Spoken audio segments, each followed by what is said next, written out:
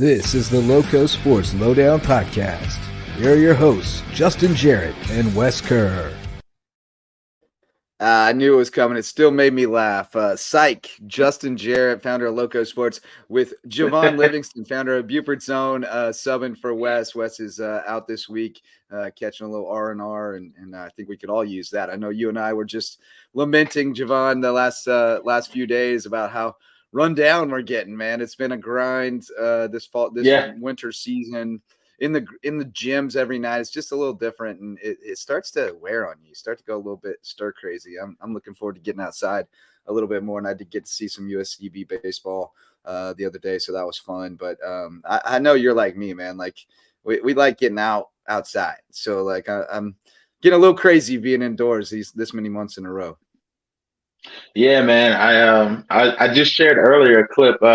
This is a clip going viral right now. This kid at the plate, and everybody's chanting like overrated, and you just hear the crack of the bat, ding! They just get quiet like real fast. And it's like, man, last year was my first time really just watching baseball. You know what I'm saying? Covering the games, and so I'm excited for baseball season. I'm not gonna lie.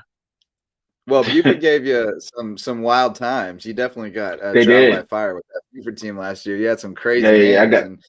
I got spoiled a little bit. Yeah, no doubt. But it should be a great baseball season. I'm looking forward to high school baseball season for sure. And USCB got off to a good start this weekend. But still wrestling and basketball season right now. And tonight was a big one on the wrestling mats at May River. Unfortunately, didn't come out in our favor, but I do have some highlights in the Loco's favor, I should say. But I have some highlights. And I know you're a wrestling guy, Javon, and you covered quite a bit of wrestling this season on Buford's Zone, which was awesome for me to be able to sit at home and watch. Josh Echeverria started for May River with a win here. He was only able to manage a decision. They would have liked to have gotten a little more out of him there because both teams had really good 75-pounders, and they sent Echeverria first. Lugoff bumped there, got a 190, looking to get a pen, which they did get. So May River was hoping to get bonus points here and wasn't able to. So that kind of set the tone for them early, not getting what they needed out of the first weight class. And then they start at 175? 175, yeah, that's where we started. And it came down to the last weight. I'll go ahead and spoil it for you there. But Echeverria working to try to get back points, but just couldn't get anything there. I'll skip ahead a little bit to the next guys.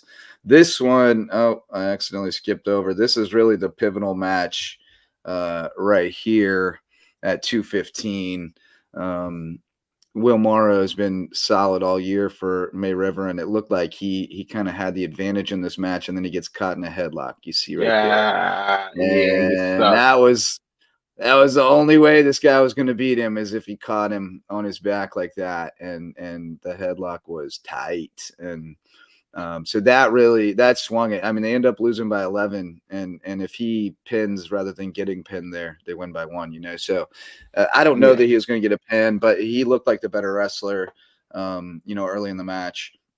And so in a duel, it often, if they're evenly matched, it often comes down to that one match that doesn't go the way you anticipated it. It's such a big swing. But Bo Gwynn got him back on track, got a win at heavyweight. So it was 12. They gave up a pin. It was 12-3, and then they get a win here. So it's 12-6. I want to say maybe it's 12-9. Maybe Bo got the pin. I think Bo ended up getting the pin, actually. It causes your coaches to start thinking a little bit. If you don't get the points where you think you were going to get them at, right? You start chasing. If you have multiple kids, if you have multiple kids at multiple weights, man, you start thinking a little bit. Oh, I remember what happened. Bo won on stalling disqualification. That's what it was. He was up big, and then the guy got DQ'd for his, fifth stalling call? Yeah, fifth stalling call. And then Ryan Seaman got caught at 106. That was right at the end of the period. Kind of a quick pin from our guy George. I ain't gonna criticize it because he's good, but it felt quick right at the end of the period, and you're like, dang, that was a dagger, because you really thought you'd only give up 3 there, or maybe get 3. So all the swing matches were going against May River early on, and it wasn't looking good. But they got back in it because this is a hammer right here, Titan McGee, and Marcus Folk's about to go to his back, and then somehow manages to work out of it. And then look at this.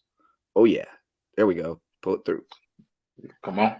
Oh, almost had it. There you go. Work it. There you go. So Folk gets the pin, and that you can see the crowd go nuts. That was a big swing in May River's favor. That was the first one that kind of went their way. That that was a toss up, and I think Lugoff probably thought they were going to get points here. So that was a huge win for May River. I love Marcus. He's tough, man. I saw him last year. He just started wrestling, and I was like, look, dude, I know you're struggling right now, but you got what it takes. Go hard the whole dang match, and if you just keep working, you'll be fine. And then Caden made quick work, got a quick pin. So they were back on track. They had the lead at that point. It was my first one. My first match went about that fast. Yeah. I've been a part of some short ones on both ends back in the day. So McCallum had them on track, and then we went to 126. It was an absolute Donnybrook at 126. Really good match. At this point, Walter Brianna's from May River's up by 1, and this was controversial. George said his foot was out when he controlled him, so no points there. That was right at the end of regulation, just a few seconds left. Lugoff fans went ballistic, 1-2 there. I was all the way across the gym, so looked like 2 from where I was, but George had a much better look at it. He was right on the line, and he knows the rules about how many feet and everything. But then Walter gets banged for stalling, so that ties it up. We go to OT, and I want to say May River was up by 3 at this point, and this was OT's a driller, man.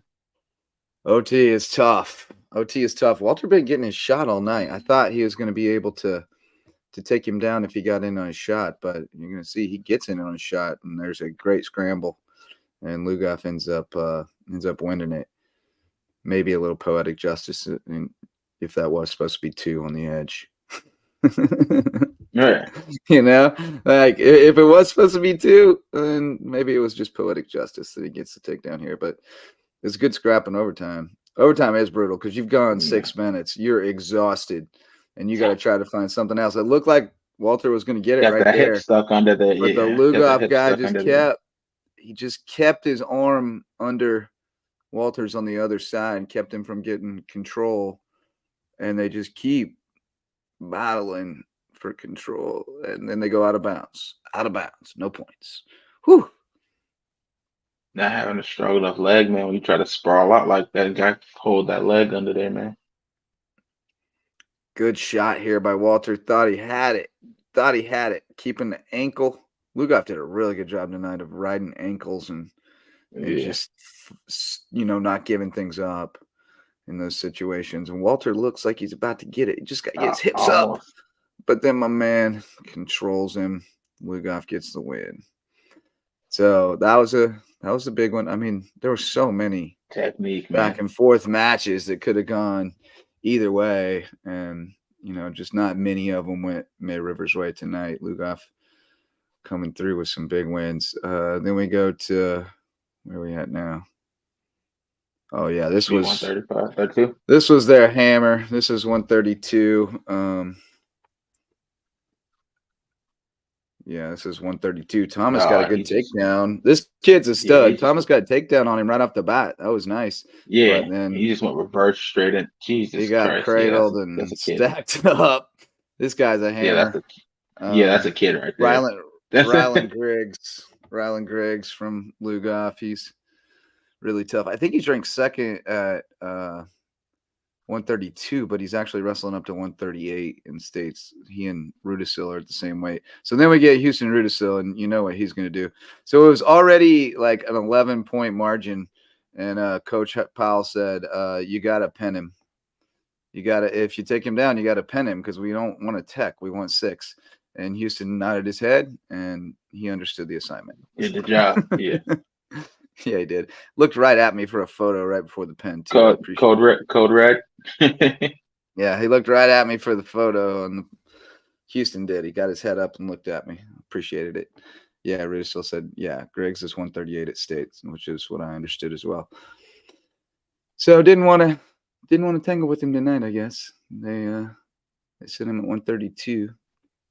And then Dylan Seaman, he got a tough win. Couldn't get bonus points, but got a good win. So they were up, I want to say. I'm losing track now. Actually, I think this win made it 30-27, if I'm not mistaken. 30-27 was the score after this match, because then at 150, Lugoff's going to get a major decision.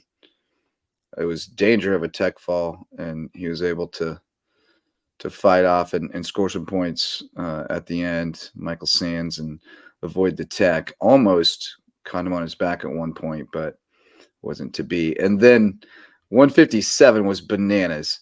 You had Leo Larrañaga, who was a JV state champ as a freshman this year, and he got into the varsity lineup at 157 and was getting work pretty good, but then his opponent puked. Called timeout for injury time and puked. So that always gives you a little second win when your guy throws up.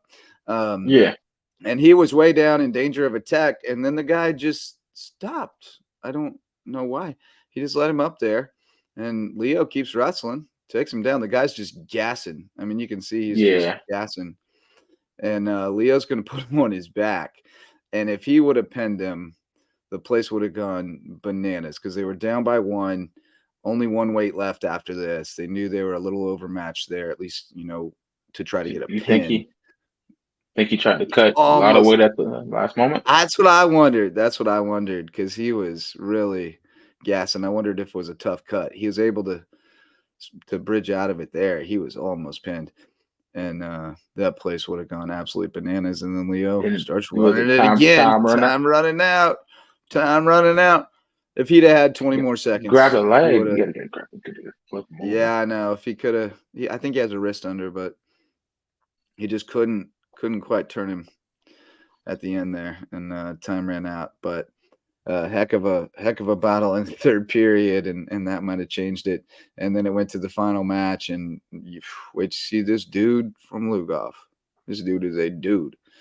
Jacob Nix wrestled him really tough for about a period and a half, and this guy, rock solid 165 pounder right here. Look at this guy. He is so strong. I mean, Jacob had some good shots on him, and he could just block off and muscle it. I mean, this dude's legs were tree trunks, my man. They were huge. Not much happening here except Jacob trying like hell to get out of there, and that big old monster riding him just tough, working. And then cradles him up, and it was lights out. So Lugoff clinches it there, 41-30. Another great season for May River Wrestling, and I talked with Kyle afterwards, and I was like, hey man, I know it hurts because you put your heart and soul into it. And he's like, yep, but we'll keep grinding. Practice tomorrow. They got the individuals still going and trying to get as many medals as they can at state tournament. So that's it for duels this season. Great showing by JP2 as well over the weekend, and we talked about it a lot on the Lowco grind. But they made it to the Skiza finals. Fell to Cardinal Newman. Great win over Hammond School in the semifinals on Friday, which is huge growth for that program, getting to the finals. But I know you love wrestling, man. You wrestled at Battery Creek, and it's always great to see our teams doing well. Unfortunately, nobody going to from the high school league going on to the next round. So we're done with duels. We got a little break until the individuals in a couple weeks. Yeah, man. I was like I said, with JP2. You mentioned them. You bringing that up to me. I was like to hear that because they looked pretty good to me when they wrestled with Beaver High and Cross and stuff. And I looked, and I was like, they look like a pretty solid, like a pretty solid squad. They didn't get handled, you know what I'm saying? So so to hear they made it that far in Skiza, that says something about them too. Yeah, man, they were awesome. Got some highlights from them too, in case anybody missed it. There you go. On the grind last night. Chris Orta getting a pin to start them off. Got them fired up. Nice little gym. Where are they at? That's at Hammond. They did the we talked about it last night. Lon said their coach is like he's a construction guy, so he built a light to hang down for him. So they got the spotlight. I love it. We got to get the spotlight going here. Yeah, that's awesome right there. I saw my old high school has the spotlight now. I saw my nieces wrestling the other night and on Facebook, and they have the spotlight out. Pretty cool. I love it. We did do we lined them up and made them go shake hands at the middle tonight. I like that. We always did that for duels when I was growing up. It's not that common around here, but I always liked when we lined them up. And like the full team shake hands? Yeah, before the match, line them up at 106, and you call their names, and they run out and shake hands at the middle, and then at 113 and go on down the line. Oh, yeah. Before the match starts, I love it. They did too many matchup changes, man. Yeah, well, now they just announce like all three guys, and then they just send them however they send them. But that's the strategy, man. That's the beauty of it is the matchup changes. That's the strategy. That's my guy. Big Jonathan Dominguez. Jonathan Dominguez getting a big pin for JP2. Coach was trying to get him to fight off his back, but no, Big John got him. So that was huge for them. They had another big win from Bailey Homer here. This match was insane. He was way down at the end. Gives up the reversal. I couldn't even keep track of the score, but it was a lot of points to less points. And then he's going to get – yeah, that's a team score on the board. I thought I got tripped up by that at first. But then Bailey gets the reversal. Time running down, gets the pin. You see the towel person's right there. So almost out. Still cool. They don't got the timer running on that board, though. It'll be awesome. Yeah, I know, right? I was wondering about that, too. It'd be cool. Not sure why we weren't doing that. But regardless, don't remember who we got here. Hannigan, maybe. Hannigan got a nice win over a ranked kid. Jack Hannigan, he's I saw him and Daniel Snyder at Reverence when the Concerto clinic was going on. Concerto, a Olympic wrestler, college coach, really well-known guy in the sport, did a clinic over Christmas break. And, oh, no, that's not Hannigan because he didn't get the pin. That must be the other Orta. The Orta's got the pins. Looking at the technique right now. What's that? I was liking the technique right there. Yeah. Squeeze it down. And then this was the decider. This was they're down by 4. They need at least a major. Brandon Horton says, nah, I'll take all of it. I'll take all of it, baby. I'll take all 6. I need it. Animal. Give it to me. He was just an animal. He was not going to be stopped. I mean, the guy gets off his back once, but he ain't going to get off his back again. Horton was, I mean, look at him. He's just getting after it. That's how you want to see a guy get after it when the match is on the line for your team. Like, you got to pin him or we lose. And you just go out there like an animal and you won't be stopped. Reverse half, dang it. Too many kids missed that reverse half. It was right there. But credit to him. He just kept working. Got a wing in there. Oh, son. Oh, that's not fun. Circle to his head. Circle to his head. There you go. I can't watch wrestling and not coach, by the way. Circle back. Yeah. Circle. There you go. Keep circling. Just keep going. He'll go. Circling around. Keep going. Don't stop. Keep going. They always stop when he's just almost there. If you just went one more step, he'd be there. But Coach did come in. But he did not. Just keep running. He did not let up, man. He just kept going. Yeah, run big steps around his head. There we go. Coach Dave started tripping up on his words when he used to mess up. Yeah. Tripod up on it on your toes. Textbook right there. There you go. Boom. Ball game. See, that's me. I'm a showman. I like that. They They got to shave Coach Lawns' head for that too, which is that's pretty good. That's always a good incentive. They shaved him into a mohawk for the finals, but it didn't bring them the mojo they needed to knock off Cardinal Newman. But yeah, great year for JP2. Overall level of wrestling across the area continues to increase. I think it's concentrated in a couple places right now, mostly, but Bluffton's definitely coming up. They got a playoff win this weekend, lost in the second round. Battery Creek nearly won their second round match after winning big in the first round. And then Hilton Head also got a win before losing to Lugoff, which beat May River tonight. So that's it on wrestling for a couple of weeks. We'll have the individuals coming up in a couple of weeks. We'll still have more on that on the Loco Grind. We'll have to figure out what we're doing with the Loco Grind this week. Super Bowl Sunday. I don't know about doing a show on Super Bowl Sunday. That's you got that's a big ask for people. I feel like the people would understand a little bit. If we took that one off, I mean, I'm a Chiefs fan, like I might be.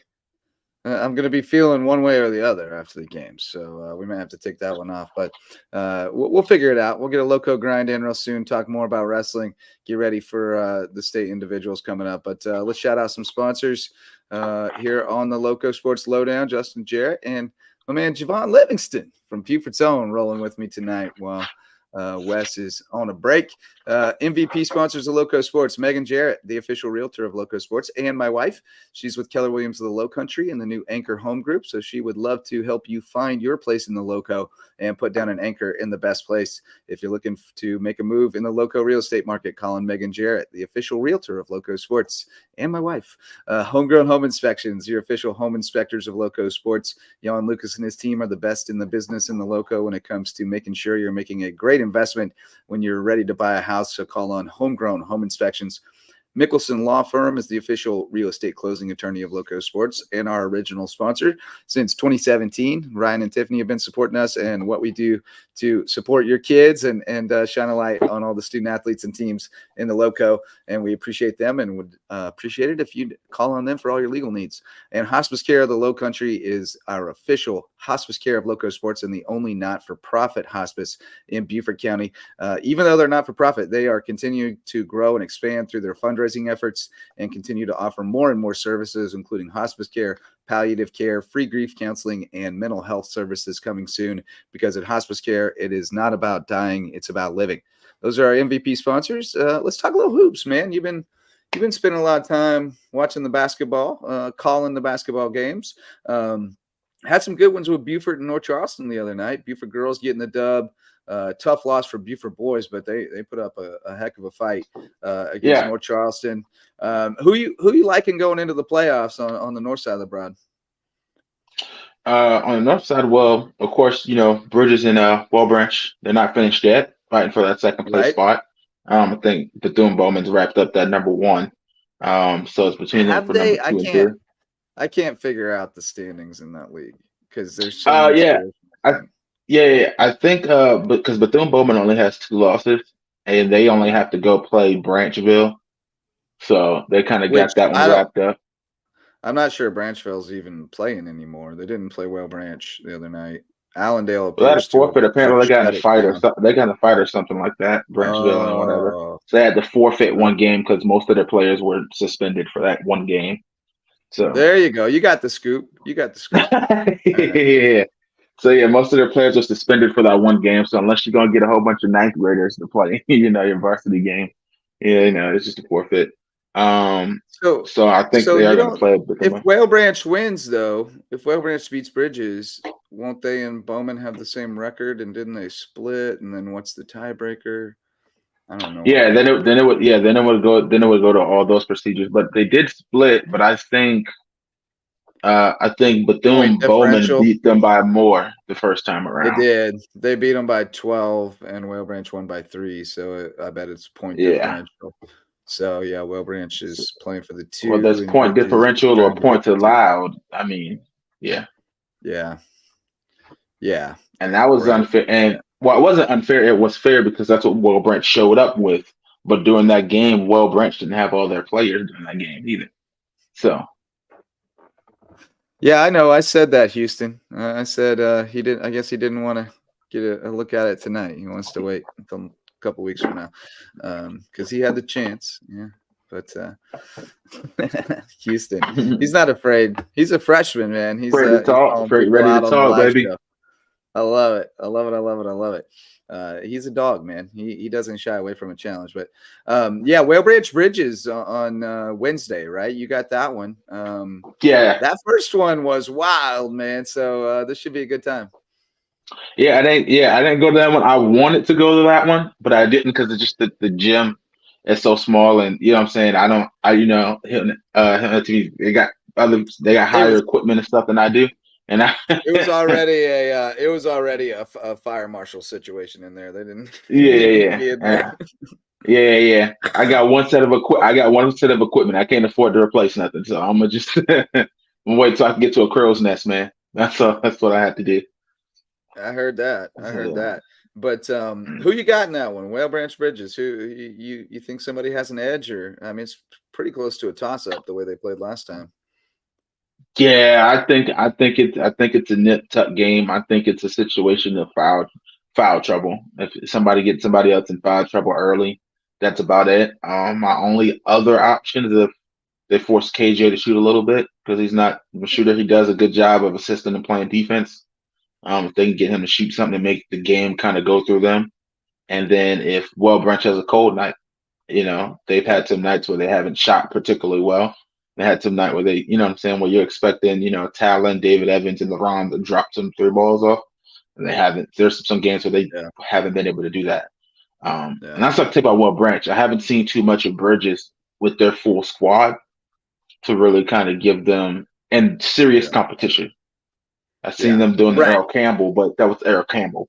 You know what I'm saying? Right. I haven't seen them serious competition enough to really kind of critique them, but they got some kids, man. They got some kids. There's a ton of athleticism on that court between those two teams. There's a ton of talent and athleticism. It's just they both play so like raw and frenetic and wide open that like you don't know. It's just kind of crazy and chaotic, and you don't know what's going to happen. Well, I say there's two players on the teams that 2 players on Bridges that I can remember faintly is the one kid. I'll tell you his body frame. I call him Miles Garrett. He looks like Miles Garrett.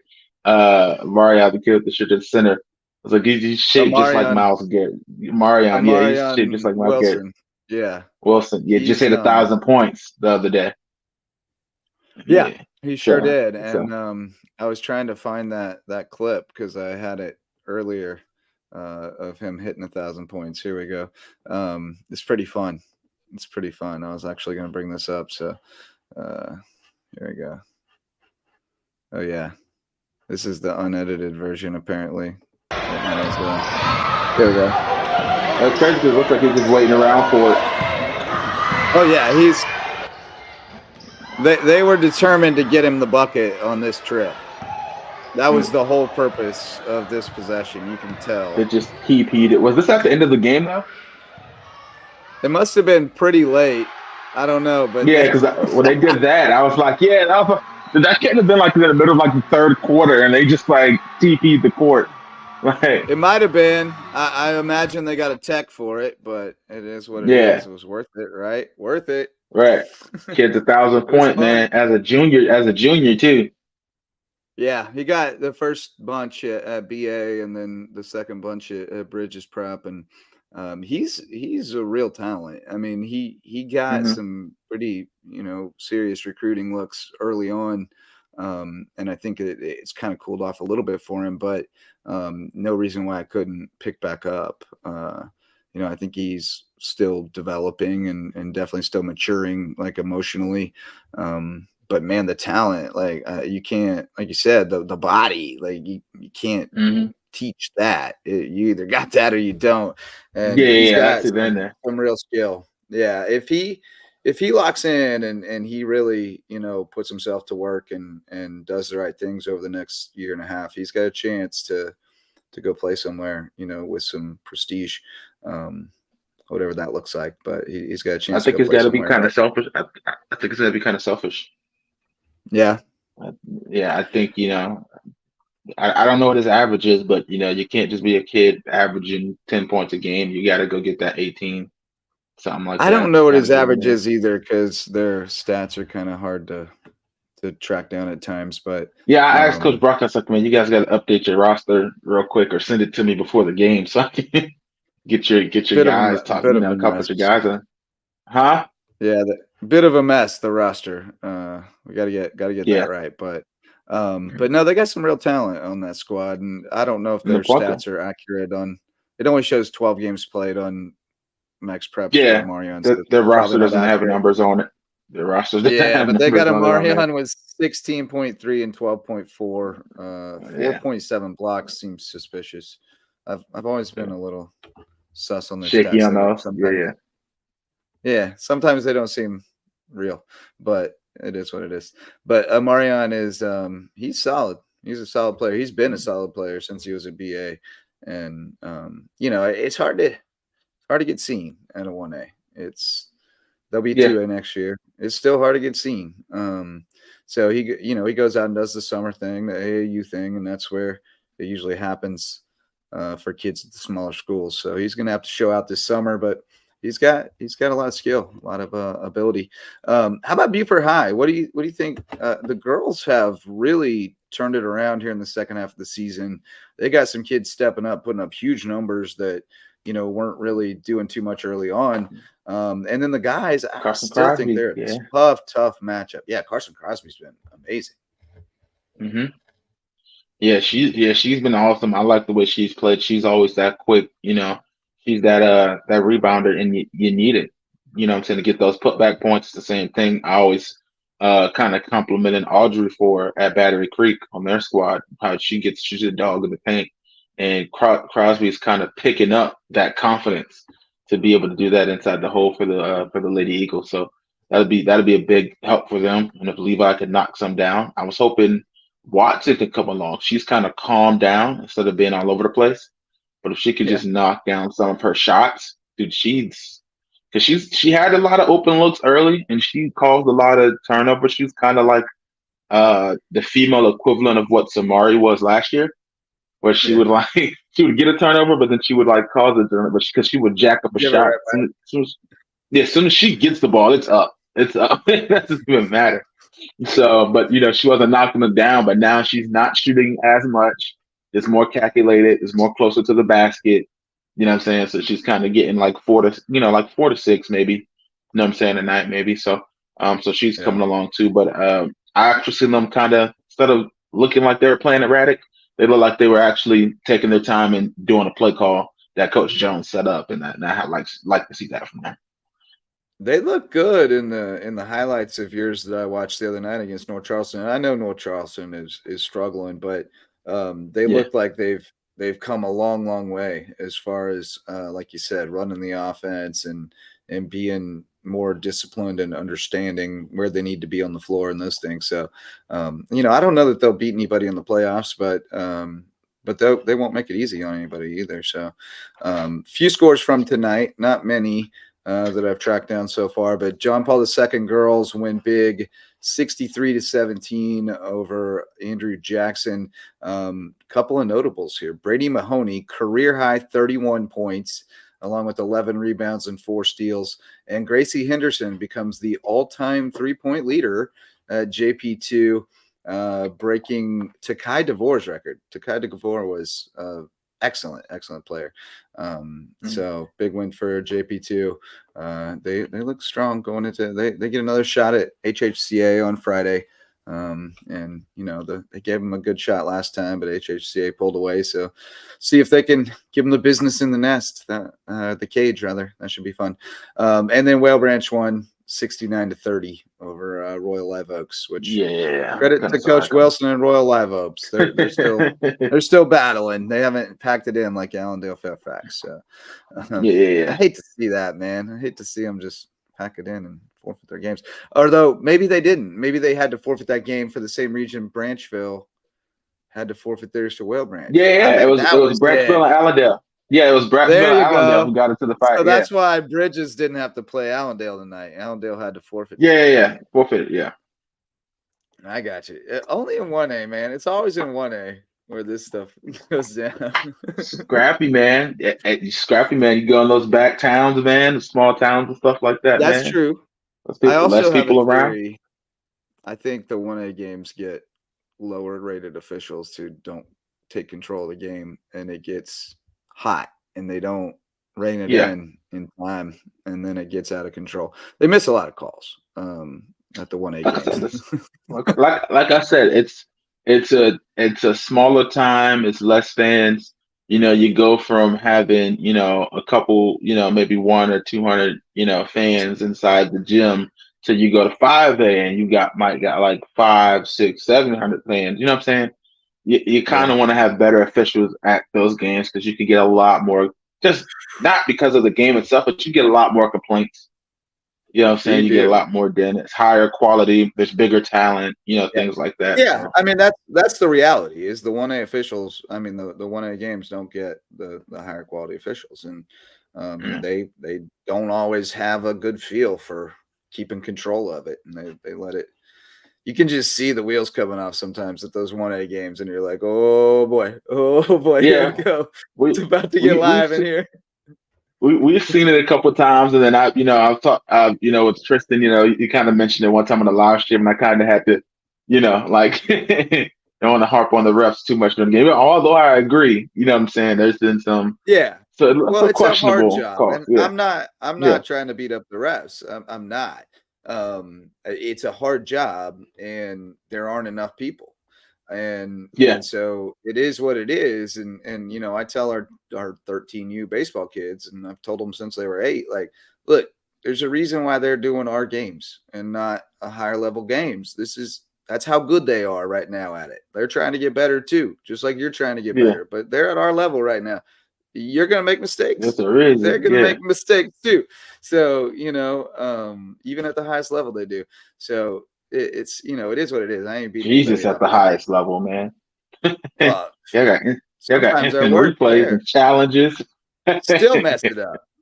I was trying to tell you, but no, it ain't easy, and there's a lot that goes into it. And when you talk to people who do it, to officials about the mindset and stuff, like, there's a lot going on in their head. They're trying to manage a lot of different things. They're trying to make sure that they're keeping the game under control, while also calling it fair. Like, there's just a lot going on. So I ain't beating them up. I'm just saying 1A sometimes gets out of hand.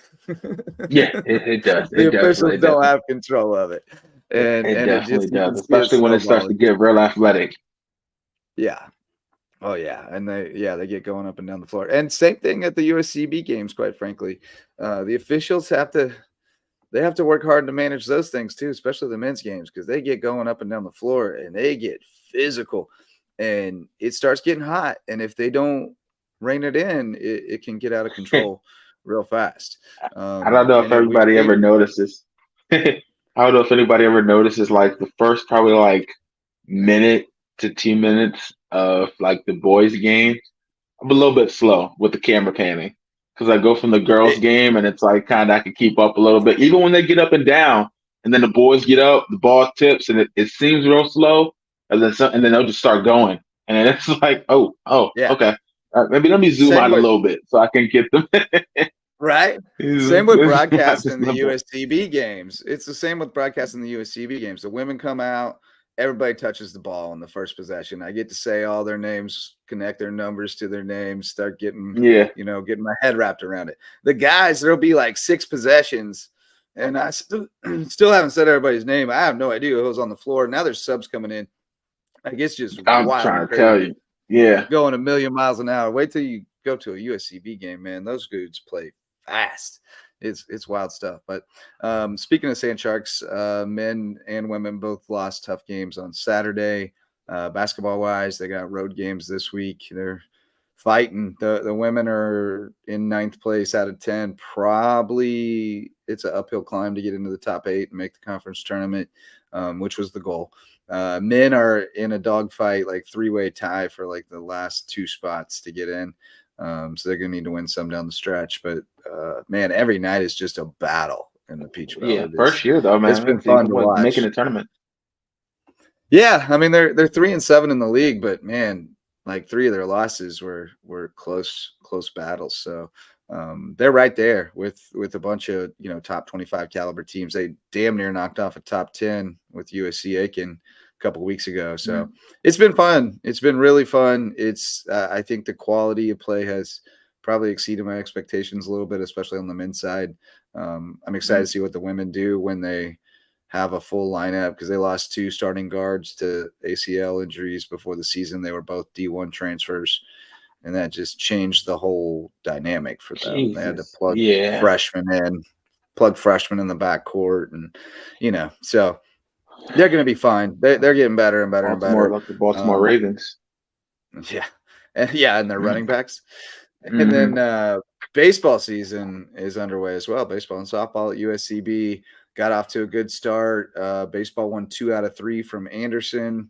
Got to see Josh Patterson, former May River guy, on the mound Friday night. Went 6 innings strong. Didn't get the win, but they rallied late and won that. And then they split Saturday. So after 16 straight losses to end last season, 2-1 to start this year. That's good. Softball's off to a great start. They went 5-1 in their first 6 and had 4 run roll wins, averaging 10 runs a game. So looking like they could be fun to watch this year. You gonna go out to Hardyville and check out some USCB ball? I need to, man. I'm always stacked up with something, but it's a light week before playoffs start, so I only got 2 games. Might as well. There you go. Yeah, you have to. Well, there'll be plenty coming down the pike. So lots of but I'll be just as busy once the spring sports starts, man. You will. It's coming, man. I've been collecting the schedules, and it's coming. It's gonna be a big. It's already bad enough. This is already bad enough trying to cover all the games for one school during the spring. Trying to do more than one. It's good. Well, we'll have to keep joining forces and teaming up and trying to make it easier for each other. That helps a lot. Helps out a lot. We got to get more students involved in both of our operations. You're out there at the games. You want to learn how to operate a camera or create some content. Listen, Javon and I can help you out. Javon and I can help you out every game, man. Like, somebody message me, please. I got a message today. I got to reach out to somebody today who wants to get going. So maybe we can we can put them to work for both of us. But let's shout out some more sponsors. Varsity sponsors of LowcoSports this season: DDS Web Design, building, hosting, and maintaining websites for businesses and nonprofits to get results. So if you need to get found online so you can do more and think bigger, call on DDS at ddshhi.com. Parker Law Group, serving legal needs across Hampton, Colleton, and Jasper counties for years, and now jumping on board with us this season to help us continue to shine a light on more deserving student athletes and teams across the Lowcountry. Reverence Wrestling Club, the presenting sponsor of the Lowco Grind. Next one coming at you, TBD, but we will be talking wrestling very soon on the Lowco Grind, presented by Reverence Wrestling Club, the place to be in Bluffton to take your skills on the mat to the next level. And Dr. Ambrose Cole at Rooted Living Wellness, my favorite chiropractor, gets me feeling right. I need to get on his schedule because I am not feeling right, but he'll get me feeling right, mind, body, and spirit. Dr. Ambrose Cole at Rooted Living Wellness. Those are our varsity sponsors. Little football talk. We got a couple signings coming this week that we anticipated. It's cool because at 10 o'clock on Wednesday at Estill High School, Kayvon Chisholm is going to sign with South Carolina State. And then at 11 o'clock at Hampton County High School, formerly Wade Hampton High School, Zion Dobson's going to sign with North Carolina Central. So I love that they're doing that, taking Kayvon to his old school, high school where he grew up. Yeah, I like that. I like how they're doing that, continuing to honor the legacy of both schools. And I just love the vibes at Hampton County, man. They got good things going on out there. He just hit 1K too, right? He did. Kayvon just hit 1,000 in basketball as well. That dude is an awesome athlete. Yeah, he's an awesome kid. Yeah, awesome kid. Just so intelligent. So he's a teddy bear. Like, you wouldn't know it from the way he plays sports, but he's like just the softest spoken, sweetest kid. I got a glimpse at Battery Creek. Yeah, I got a glimpse at Battery Creek. He was he wasn't full pace. He was kind of like, he was kind of like chilling, and then he got loose at one point and went for like the slam, and they like called it back, and he kind of was like, he got like real like, and they were, the fans are It's okay. He's like, Yeah, he's just yeah, like jog back. yeah.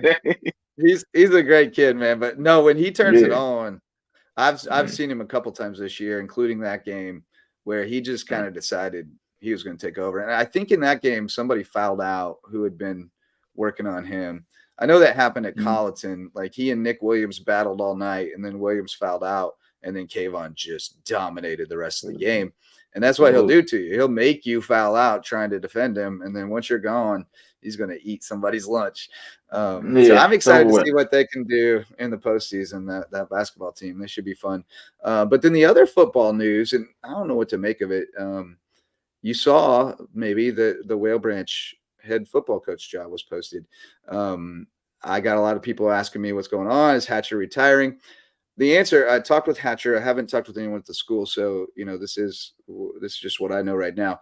Hatcher did retire officially from the school district so that he could begin collecting retirement, and then he reapplied for his teaching and coaching jobs. I guess by law or rule or how whatever the policy is, that when you do that, which is totally acceptable and commonplace, you have to sit out 30 days basically before you're eligible for rehire. So he was rehired as a Wow. teacher, and now he has had to reapply as a head coach, and they're going through the process. So it seem like that's just a policy, Yeah, you gotta sit probably out. state driven thing. But it's there is technically an opening, and there will be applicants, and so we'll see what shakes out at Whale Branch. But you would expect them to keep Hatcher on and let him go on his terms. He's been extremely successful and well respected in that community, but you never Well, know what's especially going after on. 9-1. Yeah. Yeah, had a really solid campaign. Kind of it just bad luck at the end, really, because they lost to Bamberg. They had a couple guys injured and a couple suspended for that playoff game, and it got away from them. But I mean, that guy's been around for ages. Battery Creek, and then Beaufort, and then Whale Branch for a long, long time. Very successful Mhm. and good track record of sending kids to the next level and all those things. So you'd expect him to be back there, because he did say he said, "Oh no, I just had to reply for it, and I reckon I'll be here, but if they don't want me here, I reckon somebody will want me to coach somewhere. I still got some energy left." So, that was basically the gist of what Hatcher told me. There's, So I know people it's are like wondering about that. We'll get it out in the open. as I said, there's You like like a my step. Hatcher? Yeah. I was gonna say there's like a step down. There's like Coach O LSU, and then there's like Yeah. Coach Hatcher. Like just a little bit, like a little bit of gap, little gap He's there. definitely the Lowco Coach O, no question about that. It's the Yeah. same. I think it's the same dialect. I ain't sure, Mm-hmm. but Coach Hatcher's Sherrall Indian. He's from I should do Sherrall something way. like just give him like a tenure or something. You know what I'm saying? Like, at that point, instead of having to do the whole retire and then come back to get the check Yeah, thing, I know. just give him like a bonus and Bureaucracy, then just give man. it to him. Yeah. Policies Bureaucracy. though. Bureaucracy.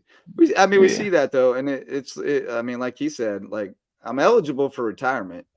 Like it's acceptable and legal for me to retire and then reapply and start teaching again and double dip.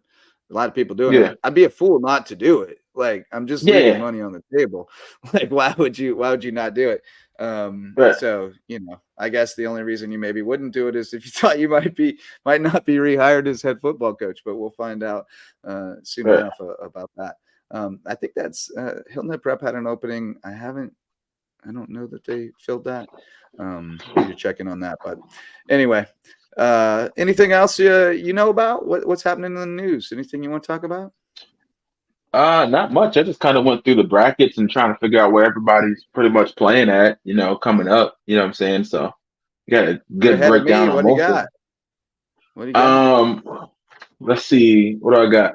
So I think the only thing we got coming out of 4A boys is May River, um, in the fourth spot. So, and it looks like South Florence is going to lock up that second spot for Region 6. So they're going to head Okay. to South Florence. Looks like. Um, for the Well, we should girls, have. I think Colleton should be in the 2 spot, which you don't worry yeah, about them, but Colleton should be in there. yeah, I forgot about that. I'm high on Yeah, Colleton. yeah, They lost by 2 They only lost by 2 to James Island on Saturday. They beat them the first time. So I think I'll be they covering might them have next year too. So You're going to cover Colleton next year? they're in the region, bro. That's right. True They're in story. the True region. story. That's So right. They're I in the have them. Beaufort region now. That's right. Now the only Um, toss up is Bluffton girls. They do an at large for the 3A girls. I mean 4A girls. right. So what Right. that part I don't know. Is that like 3 best records after everybody's placed or something like that overall, or So you have to apply for an at-large, and then the committee selects them. That has burned Bluffton in the past because they have gotten an at-large from like a crazy good region that didn't make their mm-hmm, like the playoffs assigned to like their pod and gotten beaten. But I think this Bluffton team's a little different. I think they're built a little different than they have been in the past. I think they're gonna yeah. get over the hump this year.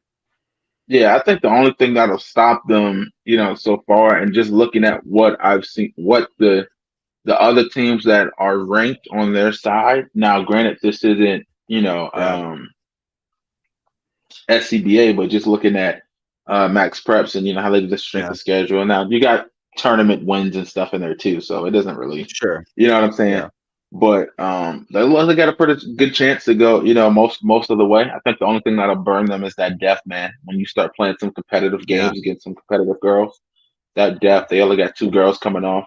And I saw them trying to What work I through some worry plays. It was like, about That's what I worry about is the depth, especially with regard to foul trouble.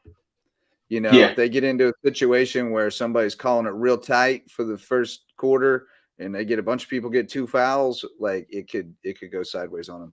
I think that's the one thing that really worries me about them. well, I saw them trying to work, what I'm saying, work McMahon in some plays, you know what I'm saying, because she can knock down some shots. It's not like she's Uh-huh. bad. She's just I think the thing about her, she just doesn't have the height that the other girls have. I think she's Yeah, the other girls you talented can. wise, but she's also one of the shorter ones. But they've worked her some mid range plays and she was knocking them down, you know what I'm saying, during those games. So it's a good, Yeah. piece for them if she can do that. No, I think they've So done a really good job of trying to bring along the role players this year. I think the seniors in particular, I think they've really taken it upon themselves to try to kind of mentor the younger kids and coach them on the floor and bring them along, and you've seen them grow from that. So that's been cool to watch. The good thing for them, looking at this bracket, is they'll be home all the way to Lower State. So yeah. at least you don't have to worry about getting a road whistle that gets you in a bind. Yeah. So that'll That be. could I be a like the way they thing. do that too. Yeah. That's the way. Well, technically not completely because they kind of predetermine all the Right. seeds and doesn't really Yeah. kind of make sense. But I like it where it's like 5A, where the best record is the home team. Like that's the way it's supposed to be. Like that's the team Yeah. that should Well, the go, and way that they would do really this work in the is the same as they've always done it, except instead of putting the little H's on the bracket, they're just assigning Yeah, they just go seeds 1, 2, before. 3, 4, But and kind of just go up and it down. makes it Yeah. way easier to follow, I think. hmm But regardless, Yeah, it is pretty yeah, sad. I it's don't know easier why we that way. can't actually seed them. Like we could actually seed them, like Yeah, could actually do it that way. You know what I'm saying? Um, at the end of the day, I guess you got to beat everybody to get there anyway, so it doesn't ultimately matter. But yeah, I like Bluffton girls. I like Hampton boys. I still think Beaufort boys could be kind of sneaky in the playoffs. They can yeah, knock a couple off. I think both Whale Ranch and Bridges are dangerous, but also prone to have an off night and get bumped early, like by somebody that shouldn't beat them. yeah. So I don't I've know. seen They that. could either one make a long run or choke. Like I could see it going either way, and I don't mean choke, Well, but like just I'm lose not. early. Yeah, and I'm not gonna say Bamberg is a bad team, but I think those are both games that they should have won, especially knowing the Yeah, intensity of the game and the opportunity to go for first. I don't think you should have go into right. that game thinking like, oh, it's just Bamberg. They're 1-4 in the region. They're, you know what I'm saying? Now they, Yeah, knocked off both the number ones in like 4 days. You yeah. You know what I'm saying? Yeah, I So that mean, created that issue. Yeah. it's a crazy region. It's a crazy, crazy region. You can't Well, take 1A anything in for general. granted. So it's Well, 1A wild. in So general, because I looked yeah, up, none of them are locked up. Like I tried to predetermine, like, okay, even if there are two or three, like where each team will go play, like none of the regions are like locked up. Even their threes and fours are still battling like for position, like in most of the regions in 1A. Like and they still have to play each other. Like the teams that are yeah, like they have to play opposite teams. Still have to play each other for like the last game, just like Bridges and Will yeah. Branch have to do. Yeah, Bridges and So Will Branch right down to the wire. No, it's gonna be fun.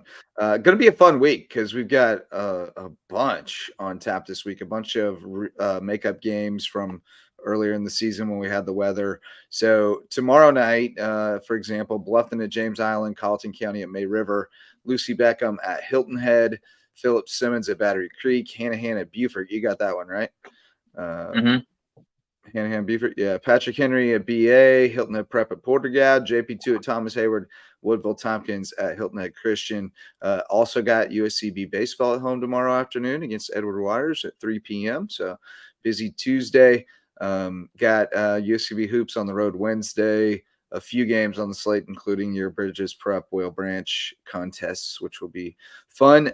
Colleton County at Hilton Head as well, and Cross BA. So next couple of days should be a good time, and then the last couple of days, will be a flurry to the finish to see who gets in the playoffs and where they're going, and then we start rolling it out next week. Get playoff time. Yeah, Good times. figure all it out. Figure out where everybody's going, man. So Fun. it'll be a fun one. It's fun when they start dropping, when the stakes are high. It's good times. Loco Booster Club, Court Lifestyle Pros, Lowcountry natives Daniel and Debbie Court selling the Loco lifestyle on Hilton Head Island for Charter One Realty. Let them bring you home. Barefoot Floor Care of the Lowcountry. Chris Odom will get your floors so clean your feet will thank you. Prime IV Hydration and Wellness now open in Belfair Town Village. Go see Max and the team to get juiced up with your IV drip filled with vitamins and minerals. Eagle Creations is one of the area's best kept secrets for the promotional items, custom apparel, and custom gift baskets over on Argent Boulevard. And Jay's Barbershop is the place to be in Ridgeland, whether you need a haircut or not. A great place to hang out with Jay and the fellas and hear some great conversation. And then finally, Revive Rehab Pelvic Floor Physical Therapy. Dr. Ali and Dr. Jen will make it much less embarrassing to talk about that than it is when I talk about it on here. Revive Rehab Pelvic Floor Physical Therapy. If you need that, you probably know. Go see them. Those are the Loco Booster Club. Javon, Wes and I usually have a tradition on Monday of naming our teams of the week. Do you have a team of the week you want to shout out? A team of the week in regards Yeah. to like what I think they're going to do in the week or how they've been doing this No, season or the best team of the last week. One that you want to shout out from the past week. Somebody who impressed you. Anybody? past week, somebody who's impressed me. Um, I want to say it would just have to be the Buford teams, both for how they Yeah. both played, the girls team and the boys team. Even though they lost to North Charleston, they played really well because both Buford, not Buford, Bridges and Well Branch dropped to Bethune Bowman, kind of threw Yeah. me. None of the other 4A teams are on the top. The Bluffton girls team, they're kind of doing what I expected them to do. So the Yeah. only thing I They've would gotten say that, plenty love. They've gotten plenty love. yeah, I wanna follow them so much, but I'm trying to, steal this personal pack that I've given Buford High for Yeah. giving me the permission to stream their games pretty much exclusively before I start spreading out the love again next Yep. year. I want to finish covering them all the way throughout this year. So I'll follow them, but those Bluffton girls, I definitely, if Buford goes out, then Bluffton's where I'll be. Bluffton girls, Yeah. they deserve the they deserve the love, I man. gotta They're the I best can't team right now. lie. I do enjoy this time of year because it just like kind of weeds it out, right? Like there's not as much noise. It sends the lower seeded teams on the road and we get to focus on the best teams from now sprint to the finish. Because during the season we try to spread it out. I mean, we want to see everybody. We want to know what's going on. There's some teams that it becomes apparent that they're not super relevant, and probably people aren't that interested in knowing what's going on with them. But like at the end, that's where we get to really lock in on the elite teams or the best teams that are going to carry the flag for the Lowco and follow them as far as I can go. And that for me is the most fun part. So I love the and I owe the Bluffton girls one too. I owe the Bluffton girls one. I didn't realize until maybe the second quarter of the boys game that my audio was off. No audio. So I noticed that. My audio was terrible. And I was calling the game because I'm like, this is the girls. Because I know that you as a sports guy that covers sports, I'm trying to make sure I share the love properly to the women's basketball because I know trying to grow the sport. So I was calling because you can kind of hear me a little bit. So I was calling that game emphatically. I was saying, Sequoia Hayward, Madison Washington. I was calling their names emphatically during that game. And then I didn't realize the boys game where there was a timeout break. And I saw my audio level was going and I'm like, something's not. And I went click, click. Yeah. Oh no. And I was just it's a bad feeling. It's a bad feeling. If I would have checked in on it that night, I would have let you know. But usually somebody does. But it was a Bluffton game, so not used to me streaming it. So probably a lot of Bluffton fans weren't in there. Nobody said nothing, and I was just they let me go through the whole game. And I told them too when I walked in the gym, I was like, "Y'all live tonight. Y'all better have a good one." Talking, and I bombed that one. So I owe them one. I got to get back and give those girls a game. Well, if they keep winning, you'll get plenty of opportunities in the playoffs, so that'll be fun. My team of the week, I got to give some more love to that JP2 wrestling team. I mean, Bill Demude started that program a few years back, and that no skis teams in the area had wrestling. There weren't a lot of skis schools across the state that had it, and he and Matt DeColius, the AD at the time, gave it a go. He retired from Buford High. He was double dipping as well, and started a new program at JP2 and humble beginnings. Of course. As so he was a star. I didn't know that. Yeah, so now we've got it. It's built up now. Demude stepped aside. Greg Lawns is coaching in now, but Demude's still involved. He's right there. He's right-hand man. And they got a bunch of kids out. And, that's always been the hard thing at the private schools is just getting enough kids to be able to really feel the dual roster and really have, a good room where you're really pushing each other. But they got a bunch of kids out and they took them up there and got a huge win against Hammond. And, Cardinal Newman is on another level right now as far as Skeeza goes. But as you said, JP2 went toe-to-toe with some public school programs this year. Buford. It was just filling out the roster. Almost they were kind of Buford, short on weight classes. Yeah. Yeah, so they had a really good run this year, and they didn't back down from any challenges and keep getting better. So props to those guys, and also shout out to May River Wrestling. I mean, they're the class of the area. Tough luck for them tonight, falling short against a really good Lugoff team for the second straight year. What? Go Dolphins. Go Dolphins. Go Dolphins. Yeah, but May River trounced the Dolphins when they went head-to-head. Rutherford wouldn't argue with me. May River's the class of the area right now. But Battery Creek's tough now. I love my Battery Creek boys. And they got some dudes. They got some dudes coming from Robert Smalls. I'll tell you right now. History, baby. Historically speaking, Battery Creek is probably the most accomplished basketball or wrestling program in the area. But May River in recent times. Yeah, they are. They are right now. Dominant. As young as they've been. Yeah, as young as they've been. I said the same thing about Well Branch. A lot of people try to talk. I was like, man, Well Branch for 10 years, man. What they've done at 1A, 1A, 2A. Well Branch they got some couple state championships. They punched way above their weight too in terms of kids going to the next level. I mean. They send got an NFL. They might get an NBA. They might get an NBA with Nick. You know what I'm saying? I know exactly what you're saying.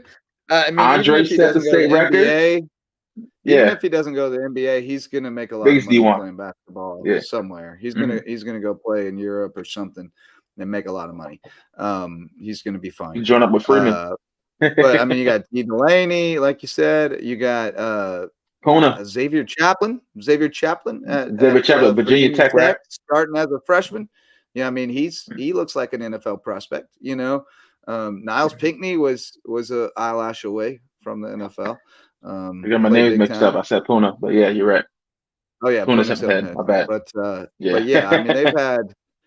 And now KJ going to Jackson State. They got Irv Mulligan down there already, as well as Jaheim Hazel, who just declared for the NFL draft. Like they punch way above their weight when it comes to sending. I like the way they get their kids out there, man. I think that's a big thing about getting those kids out there, and that's one of those things that, you know, sometimes when I talk to parents and I say, you know, they just think it's like, hey, just play football on Friday or play, you know, sports, and you know they'll find it's like, no, man, sometimes you gotta go to some camp. Sometimes your coaches gotta, you know some people. Sometimes you know what I'm saying? It's about, you know, putting your stuff out there in front of people. It's not just it's talent, but sometimes there's a little bit of luck in knowing the right people at the same time, a little bit of opportunity. I mean, you know what I'm saying? Marketing's real, you know. I mean, especially in this day and age with social media being what it is, and email and video and the accessibility we have to all that. Like, I mean, what you do to put yourself out there and to market yourself has a big impact. It also shows that you're serious about it too, and that you're putting resources into it, and that you want to be there. You know, if you're just sitting around waiting for somebody to recruit you, like, you know, that's not showing a lot of initiative or work ethic. So you need to get out there and make something happen, one way or another. But no, Whale Branch does a great job of it, and you know, by and large across the area, we got a lot of kids going on the next level. May River's got a signing day on Thursday. Mentioned Zion and Kayvon signing to Hampton, and more kids getting opportunities. So love to see it. That should do it for tonight, man. Thanks for rolling with me, Javon. I appreciate you. All right, no problem, bro. Yeah, thanks to Javon Livingston for sitting in for Wes Kerr tonight. Thanks to all of our friends who listened or watched, and as well as to all of our sponsors for making it possible. That's going to do it for this episode of the Loco Sports Lowdown. I'll be back tomorrow night, Tuesday night, for the Loco Hoops Report. We'll be looking for some co-hosts for that as well. I imagine we'll see you tomorrow night. You or Tristan, possibly. Yeah, I might be around. You might be crashed out. But might not be no Tristan though. Baseball started. He's off to baseball practice. Right on. That's the problem with these student volunteers is, you know, they have like lives and stuff and other stuff to do. Yeah. I was always nervous about that, and I was excited because I got a lot of students to join because I had Kylie for a moment. Tristan had hit me up. Dom had hit me up. Unfortunately, I think that was my fault. Was Dom? I had a scheduling was crazy with Dom. But I realized all of them played baseball, and it was like, when we get to the second half of the season, I'm gonna lose all of y'all at the same time. You know what I'm saying? Luckily, Tristan stayed on that long because his coach also does wrestling. So, you know. There you go. Well, thanks again, man, for riding along with this. Thanks to all of our sponsors and everybody who went along for the ride tonight. That's going to do it for this Lowdown. See you tomorrow night on the Loco Hoops Report, 10 p.m. For Javon Livingston, founder of Beaufort's Own, Justin Jarrett, founder of LowcoSports. LowcoSports. Go Loco. The Founders is out. Go Loco. All right, bro. Have a good night. The Loco Sports Lowdown podcast is a production of Loco Media LLC and LowcoSports.com, an independent media outlet providing grassroots local sports coverage in the South Carolina Lowcountry. We are sustained by community support from sponsors and patrons like you. Get in the game with a monthly pledge of $1 or more at patreon.com/LowcoSports to keep us going and growing.